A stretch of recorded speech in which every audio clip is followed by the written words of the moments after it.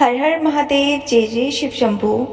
होली के इस पावन अवसर पर आप सभी को होली की बहुत बहुत शुभकामनाएं।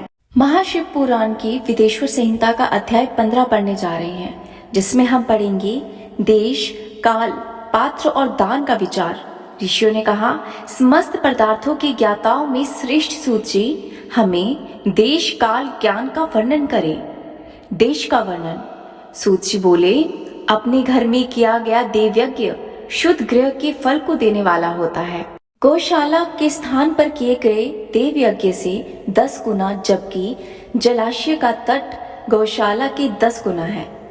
एवं जहाँ तुलसी, बेल और पीपल के वृक्ष का मूल हो, वह स्थान जलाशय तट से भी 10 गुना ज्यादा महत्व देने वाला है। देवालय सबसे अधिक महत्व रखता है। देवालय के 10 गुना महत्व रखता है तीर्थ भूमि का तट। उससे भी श्रेष्ठ है नदी का किनारा तथा उनका 10 गुना उत्कृष्ट है तीर्थ नदी का तट।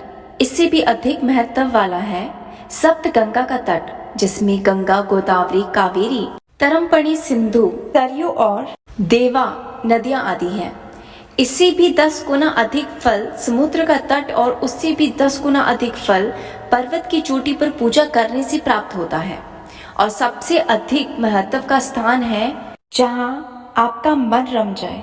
काल का वर्णन। सतयुग में यज्ञ, दान आदि से संपूर्ण फलों की प्राप्ति होती है। त्रेता में तिहाई, द्वापर में आधा और कलयुग में सबसे कम फल की प्राप्ति होती है।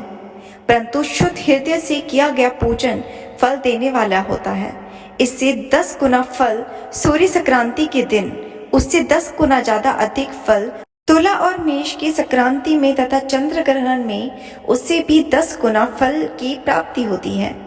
सूर्य ग्रहण में उससे भी 10 गुना ज्यादा अधिक फल की प्राप्ति होती है। महापुरुषों के साथ में वह काल करोड़ों सूर्य ग्रहणों के समान पावन है, ऐसा ज्ञानी पुरुष मानते हैं। पात्र वर्णन। तपोनिष्ठ योगी और ज्ञाननिष्ठ योगी पूजा के पात्र होते हैं, क्योंकि ये पापों के नाश के कारण होते हैं। जिस ब्राह्मण ने 24 लाख गायत्री मंत्र का जाप कर लिया हो, वह भी पूजा का पात्र है। वह संपूर्ण काल और भोग का दाता है। गायत्री के जाप से शुद्ध हुआ ब्राह्मण परम पवित्र है। इसलिए दान, जाप, होम और पूजा सभी कर्मों के लिए वही शुद्ध पात्र है। स्त्री या पुरुष जो भी भूखा हो, वही अन्नदान का पात्र है। जिसे जिस वस्तु की इच्छा हो, उसे वह वस्तु बिना मांगे दे देनी चाहिए, तो दाता उसको दान का पूरा फल प्राप्त करते हैं। याचना करने के बाद दिया गया दान आधा ही फल देता है।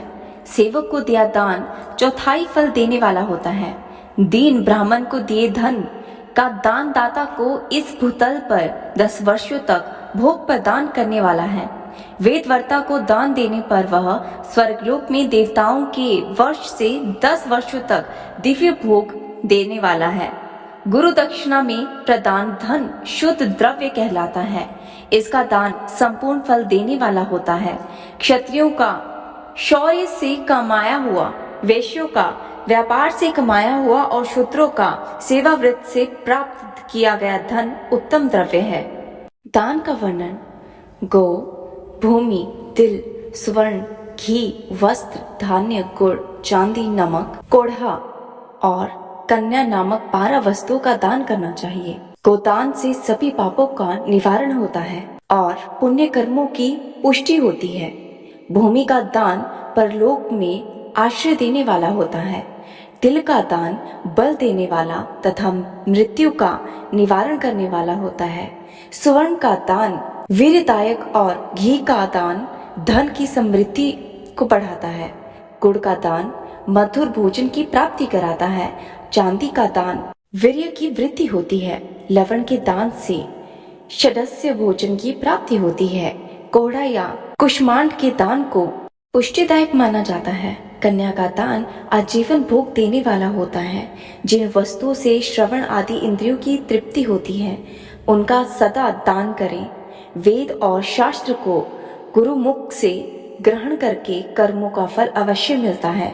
इसे ही उच्च कोटि की आस्तिकता कहते हैं। भाई बंधु, अथवा राजा के भय से जो आसिकता होती है वह निम्न श्रेणी की होती है। जिस मनुष्य के पास धन का अभाव है वह वाणी और कर्म द्वारा ही पूजा करे।